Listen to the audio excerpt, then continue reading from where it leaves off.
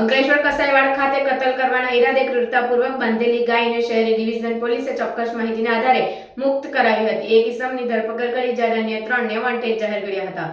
પોલીસે એક ગાય મુક્ત કરાવી ટેમ્પો અને મોબાઈલ મળી 60,000નો મુદ્દામાલ જપ્ત કર્યો હતો।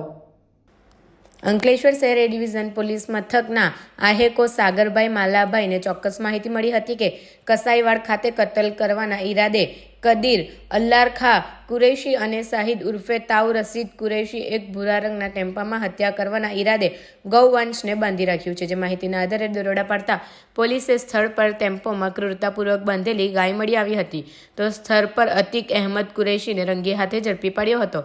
પોલીસે સ્થળ પરથી 3 વ્હીલર ટેમ્પો કિંમત ₹40,000, એક મોબાઈલ કિંમત ₹10,000 અને એક ગાય કિંમત ₹10,000 મળી કુલ 60,000નો મુદ્દામાલ જપ્ત કરી ક્રૂરતાપૂર્વક બાંધી રાખેલી ગાયને મુક્ત કરાવી ગૌશાળામાં મોકલી આપી હતી।